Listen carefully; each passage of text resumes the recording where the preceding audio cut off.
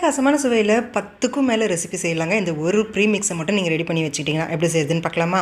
இதுக்கு ஒரு பெரிய மிக்சிங் பவுலில் 1 கப் அளவுக்கு கார்ன்ஃப்ளவர் சேர்த்துக்கோங்க. அதே கப்பில் 1 கப் அளவுக்கு அரிசி மாவு, அதே கப்பில் 1/2 கப் அளவுக்கு வெறும் மிளகாய் தூள், garam masala 1 table spoon, 1/4 teaspoon மிளகுத்தூள், 1/2 டீஸ்பூன் சீரகத்தூள், 2 டீஸ்பூன் மல்லித்தூள், அடுத்து 1 டேபிள் ஸ்பூன் கசூரி மேத்தி சேர்த்துட்டு கொஞ்சமாக ஃபுட் கலர் சேர்த்துருக்கோங்க. இது ஆப்ஷனல் தான், தேவையான சேர்த்துக்கோங்க. இப்போ இது நல்லா கலந்துட்டு நல்லா ஏர்டைட் கண்டெய்னரில் எடுத்து வச்சுக்கோங்க. 1 மாதத்துக்கு இதை நல்லா ஸ்டோர் பண்ணி வச்சு யூஸ் பண்ணலாங்க.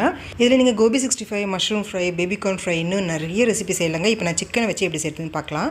1/2 கிலோ அளவுக்கு சிக்கன் எடுத்துக்கோங்க. இது கூட 1 டேபிள் ஸ்பூன் அளவுக்கு இஞ்சி பூண்டு விழுது சேர்த்துட்டு 1 table spoon lemon juice, 3/4 teaspoon உப்பு சேர்த்துட்டு நம்ம கலந்து வச்சிருக்க பவுடர்லேருந்து 3 டேபிள் ஸ்பூன் அளவுக்கு சேர்த்துட்டு கை வச்சு நல்லா அழுத்தம் கொடுத்து பிசைஞ்சு கொடுத்துக்கோங்க. 2லேருந்து 3 டீஸ்பூன் அளவுக்கு தண்ணி சேர்த்து நல்லா அழுத்தம் கொடுத்து பிசைஞ்சிட்டு 30 நிமிஷம் வரைக்கும் இது நல்லா ஊற வச்சுட்டு மிதமான தீயில் எண்ணெயை காய வச்சுட்டு பொரிச்சு எடுங்க.